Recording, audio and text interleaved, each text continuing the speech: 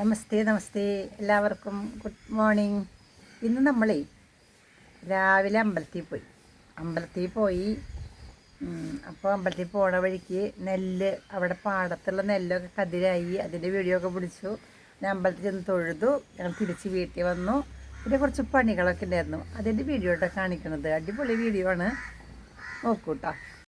രാവിലെ ഞാനും രാജേട്ടനും അമ്പലത്തിൽ പോയി. അമ്പലത്തിൽ പോകുമ്പോൾ പാടത്തുണ്ടല്ലോ അവിടെ കുറേ നെല്ല് കതിരായി നിൽക്കുന്നുണ്ട്. ഞാൻ ഈ എല്ലാ ആഴ്ചയും പോകുമ്പോൾ ഈ നെല്ലിൻ്റെ വളർച്ച ഞാൻ ഫോട്ടോ എടുക്കാറുണ്ടായിരുന്നു കേട്ടോ.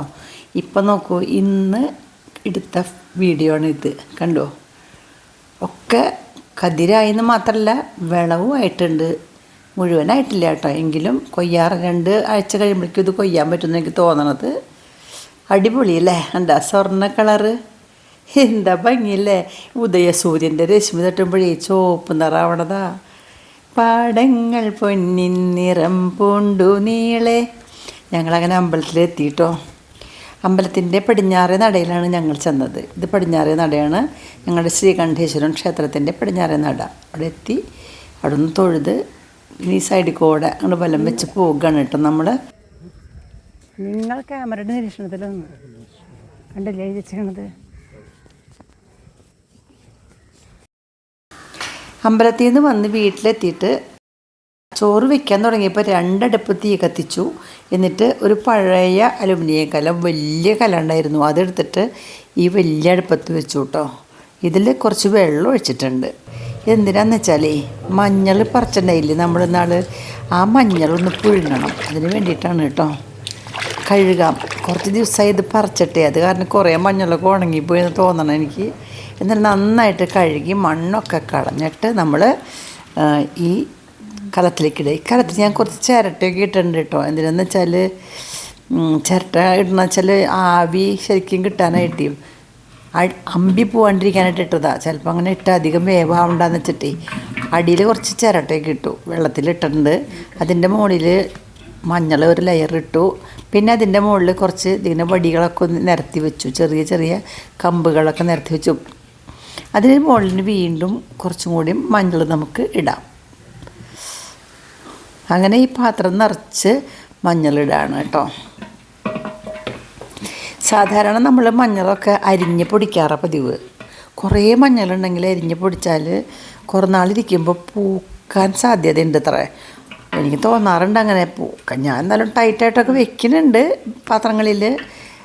എന്തായാലും ഞാൻ വിചാരിച്ചു ഒന്ന് പുഴുങ്ങാം, കുറച്ചും കൂടി ഗുണം കിട്ടുമല്ലോ എന്ന് വെച്ചു. അങ്ങനെ ആ കലം നിറച്ച് ഇട്ടു കേട്ടോ. തീ നല്ലോണം കത്തണം. ചകിരി വിറകൊക്കെ വെച്ചിട്ടുണ്ട്, ചിരട്ടയൊക്കെ ഇട്ടിട്ടുണ്ട്. പാത്രം നിറഞ്ഞു കഴിഞ്ഞാൽ അടച്ച് വെക്കണ്ടേ, ടൈറ്റായിട്ട് അടയ്ക്കാനായിട്ട് ഒരു നല്ലൊരു സ്റ്റീൽ പ്ലേറ്റ് കറക്റ്റ് പാകം കേട്ടോ, അതിൽ വെച്ച് അടച്ചു വെച്ചു. ഇനി നന്നായിട്ട് ആവി വരുമ്പോൾ നമുക്ക് എടുക്കാമെന്ന് ഞാൻ വിചാരിച്ചിട്ടുണ്ട് കേട്ടോ. കണ്ടോ, ആവി വന്നു, ആവിയുണ്ട്. ഇത്തിരി നേരം കൂടി ഇങ്ങനെ അടച്ചു വെച്ചിട്ട്, അധികം നേരം വേവണ്ട, കുറച്ച് നേരം കൂടി മതി, അത് കഴിഞ്ഞെടുക്കാം നമുക്ക്. ഒടിച്ച് നോക്കിയാൽ ഒരു ചെറിയ നൂല് പോലെ വരും വെന്ത് കഴിഞ്ഞാൽ. അങ്ങനെ നമ്മൾ എടുക്കാൻ പോവാണ് കേട്ടോ. വാങ്ങി പാത്രം. മുകളിലത്തെ മഞ്ഞളൊക്കെ ഈ ബേസിൻ്റെ അടിഭാഗത്ത് ഇടാം, അതിൻ്റെ മുകളിൽ അടിയിലത്തെ ഇടാം. ബേസിൻ്റെ അടിയിൽ ഏറ്റവും മുകളിൽ ഉള്ളതിട്ടു, അതിൻ്റെ മുകളിൽ പിന്നെ അതിൻ്റെ അടിയിലുള്ളത് ഇട്ടു. അപ്പോൾ നന്നായിട്ട് അടിയിലത്തേക്ക് നല്ല ചൂടുള്ള ഇത് വരും. പൊട്ടിച്ച് നോക്കി അറിയാം കേട്ടോ നമുക്കത്. ഇങ്ങനെ ഒടിച്ച് നോക്കുമ്പോൾ ഒരു ചെറിയ നൂല് പോലെ ഉണ്ടാവും. പിന്നെ മാത്രമല്ല വെന്തത് കണ്ടാൽ അറിയുകയും ചെയ്യാം കേട്ടോ. ഇതാ കണ്ട എന്തുണ്ട്, അധികം വേവാൻ പാടില്ല അത്രേ.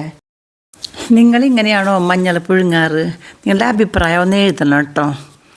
അങ്ങനെ നമ്മൾ 1ാമത്തെ ട്രിപ്പ് വാങ്ങിയപ്പോൾ 2 ബേസിനുണ്ടായിരുന്നു. അത് കഴിഞ്ഞ് 2ാം ട്രിപ്പ് നമ്മൾ അടുപ്പത്ത് വെച്ചു. എന്നിട്ട് ഈ വെന്ത് കഴിഞ്ഞത് തള്ളയുണ്ട്, വിത്തുണ്ട്, ഒക്കെ ഉണ്ട്. നല്ല വലുപ്പമാണേ. അപ്പോൾ ഉണങ്ങാൻ താമസം വരുന്ന വെച്ചാൽ വലിയ കഷ്ണങ്ങളൊക്കെ എടുത്തിട്ട് ഒന്ന് പൊളിച്ചിടും. കത്തി കൊണ്ട് ഇങ്ങനെ പൊളിച്ചിടുകയാണ്. അപ്പോൾ ഒരുവിധം വിത്തുകളും വലുത് തന്നെയാണ്. അപ്പോൾ അതും പൊളിച്ചിടാൻ തീരുമാനിച്ചു. മാത്രമല്ല വേഗം ഉണങ്ങി കിട്ടും ചെയ്യുമല്ലോ. അങ്ങനെ ജയശ്രീ ഇങ്ങനെ കുറേ അങ്ങനെ ആക്കി, ഞാനും കൂടി ആക്കി. മഞ്ഞൾ ഞാൻ സാധാരണ പറഞ്ഞല്ലോ, മഞ്ഞൾ അധികം വേവാൻ പാടില്ല എന്നാണ് പറയണത്. അധികം ഇവർ ആവി കയറാനേ പാടുള്ളൂ അത്രേ. അതിൽ കുർക്കുമിൻ എന്ന് പേരുള്ള ഒരു ഔഷധ ഗുണമുള്ള സാധനം ഉണ്ട് അത്രേ. അത് പോവാൻ പാടില്ല എന്നാണ് പറയണത്. നല്ല വലിപ്പമുണ്ടല്ലേ, നമ്മുടെ സ്വന്തം മഞ്ഞളാണേ. കഴിഞ്ഞ കൊല്ലം നമ്മൾ മഞ്ഞൾ ഇതുപോലെ ഉണക്കിയപ്പോൾ ബാക്കിയുണ്ടായിരുന്ന ആ കുഞ്ഞു വിത്തുകളൊക്കെ കൊണ്ട് സ്ഥലത്ത് കൊണ്ട് കൂട്ടിയിട്ടു. അത് അവിടെ മുളച്ചിട്ട് ഇക്കൊല്ലം പറിച്ചതാണ് ഇതൊക്കെ. ഇപ്പം മായമില്ലാത്ത നല്ല മഞ്ഞൾപ്പൊടി നമുക്ക് ഉണ്ടാക്കാമല്ലോ. കടയിൽ നിന്ന് വാങ്ങണേൽ മായമൊക്കെ ഉണ്ടാവും. പിന്നെ മാത്രമല്ല വിലയാണെങ്കിലോ അതിന് 300 രൂപ കേട്ടോ കിലോനിപ്പോൾ മഞ്ഞൾപ്പൊടിക്ക്. ആദ്യം അവിടെ വെച്ചു, രണ്ടാമത്തെ ട്രിപ്പും ഇതുപോലെ തന്നെ വാങ്ങി. അപ്പോൾ ഞങ്ങൾ ഇരുന്നിട്ട് അങ്ങനെ പൊളിച്ചു. ഇവിടെ നല്ല വെയിലാണ് അവിടെ നിൽക്കുമ്പോൾ. അതിവിടെ കൊണ്ടുവച്ചു സ്ഥലത്ത് ഇരുന്നിട്ട് പൊളിക്കാമെന്ന് വെച്ചു. അങ്ങനെയൊക്കെ പൊളിച്ചു. വെള്ളം തിളച്ചിട്ട് നമ്മൾ മഞ്ഞളിട്ടു. പിന്നെ ഒരു 20 മിനിറ്റ് നേരം കഴിഞ്ഞപ്പോൾ ആവി വന്നു കേട്ടോ. അപ്പോൾ നമ്മൾ എടുത്തു. അത് 20 മിനിറ്റ് മതി, വേവിച്ചാൽ മതി എന്നാണ് പറയണത്. അധികം ആവണ്ട. അധികം വെന്താൽ കുറുക്കുമീൻ നഷ്ടപ്പെടും അത്രേ. അത് കാരണം കൊണ്ടാണ് അധികം വേവിക്കരുത് എന്ന് പറയണത്. നന്നായിട്ട് ആവി വന്നാൽ എടുക്കാം. ഉള്ളിൽ പതുക്കായിട്ടുണ്ടാവും, കുത്തിപ്പോവില്ല. അധികം കാലം ഇരുന്നാൽ കുത്തിപ്പോവില്ല. ഇതെന്താ, ഞങ്ങളവിടെ ഒരു താമര നടാനായിട്ടൊരു ചട്ടി കൊണ്ടുവച്ചിട്ടുണ്ട് കേട്ടോ. കണ്ടോ, വെയിലത്ത് വെച്ചു. ഇതിപ്പോൾ ഞാൻ 3 ദിവസം വെയിൽ കൊണ്ടതാട്ടോ. അപ്പം ഇങ്ങനെയായി. ഞാൻ ഒന്നും കൂടി ചെറുതാക്കിയിട്ടുണ്ടായിരുന്നു കേട്ടോ. മൂന്നാമത്തെ സ്ഥലം ഇതിപ്പോൾ 3-ാമത്തെ ദിവസം നമ്മൾ ഒന്നുകൂടെ എരിഞ്ഞു കേട്ടോ. 3-ാമത്തെ ദിവസം ഇപ്പോൾ ഇത്രയായി. ഒരു 3 ദിവസം കൊണ്ട് ഉണങ്ങിയാൽ സൂപ്പറായിട്ട് നമുക്ക് ഉണങ്ങി കിട്ടും അല്ലേ. എന്താ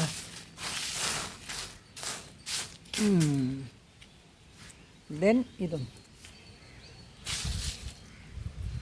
എന്താ കണ്ട, ഒന്ന് അരിഞ്ഞ് വെച്ച കാരണം കൊണ്ടേ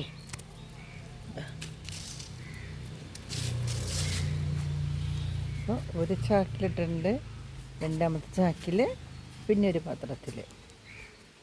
ഒരു 3 ദിവസത്തെ വെയിൽ കൊണ്ട് കഴിഞ്ഞു. ഇനിയിപ്പോൾ നമ്മൾ ഒരു 2 ദിവസം കൂടി വരും. 2-3 ദിവസം കൂടി കഴിഞ്ഞാൽ പൊടിക്കാറാവും. ഞാൻ കാണിച്ചു തരാട്ടെ പൊടിച്ചിട്ട്. എന്താ എന്താ അമ്മാവിന് കൊടുക്കണ എവിടേക്ക് എന്താ ഹമ്പോ വാ വാ. അവിടെ പോയിരിക്കും, അവിടെ പോവാ ചെല്ല്. ആ ആ ആ ആ ആ അതാ അമ്മാമ്മനെ വിളിച്ചോ, 3 കൊണ്ട് കഴിച്ചോ. ഇത് ഞാൻ കുറച്ച് ദിവസം മുമ്പ് പിടിച്ചു വെച്ച വീഡിയോ ആണ് കേട്ടോ. ഇത് കൗതുകമുള്ള ഈ വീഡിയോ നിങ്ങൾക്ക് വേണ്ടിയിട്ട് ഞാൻ സൂക്ഷിച്ച് വെച്ചതാ, നോക്കൂട്ടോ.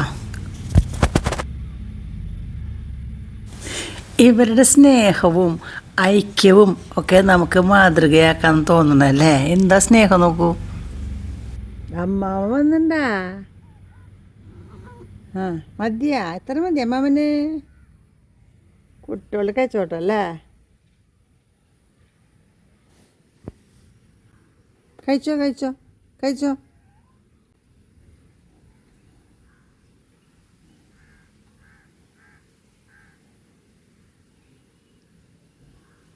മാമുണ്ടോളോ. ഞം ഞം ഞം ഞം ഞം ഞം ഞം ഞം ഞം ഞം ഞം. ഇവരോട് പറഞ്ഞാലേ അവർ കഴിക്കുള്ളൂ കേട്ടോ. അമ്മയുടെ പോലെ തന്നെ പറഞ്ഞു കൊടുക്കണം, കഴിക്കീന്ന് നോക്കൂട്ടോ. അത് കഴിക്കേ. അമ്മാമ്മനും മക്കളും കൊണ്ട് കഴിച്ചോട്ടാ.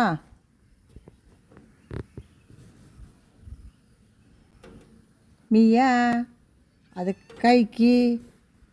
മിയ അത് കഴിക്ക്.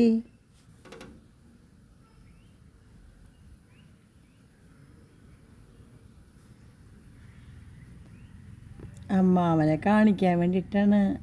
അമ്പടാ, ഒരാവശ്യം ഉണ്ടായിട്ടൊന്നുമല്ല. അമ്മാമ്മന് ചോറ് കൊടുക്കാൻ പറഞ്ഞതാ എന്നോട്.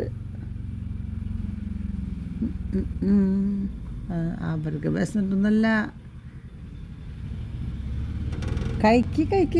കഴിക്ക് മാമുണ്ണേ. മിയ മിയ ഇങ്ങോട്ട് വാ, കഴിക്ക്. ചോറുണ്ണ്. ആ കഴിച്ചോ കഴിച്ചോ. ഞം ഞം ഞം ഞം ഞം ഞം ഞം ഞം ഞം ഞം ഞം ഞം ഞം ഞം. അമ്മാവനെ വിളിച്ചോളോ. കളിയും കാര്യവും നിറഞ്ഞ ഇന്നത്തെ ഈ വീഡിയോ നിങ്ങൾക്ക് ഇഷ്ടമായെന്ന് ഞാൻ വിചാരിക്കുന്നു. ഇഷ്ടമായെങ്കിൽ ഒരു ലൈക്ക് ചെയ്തോളൂ കേട്ടോ. ഇവരുടെ കളികളുണ്ടല്ലോ ഭയങ്കര രസമാണ് കേട്ടോ. നമുക്ക് നേരം പോകാനായിട്ട് നല്ല രസമാണ്. ഇടയ്ക്ക് ഇവരെ നമ്മളിങ്ങനെ നോക്കിയിരിക്കാൻ തോന്നും. അകത്ത് കയറ്റില്ല കേട്ടോ, എനിക്കിഷ്ടമല്ല. അവർ കണ്ണ് തെറ്റി അകത്തേക്ക് കയറും കേട്ടോ.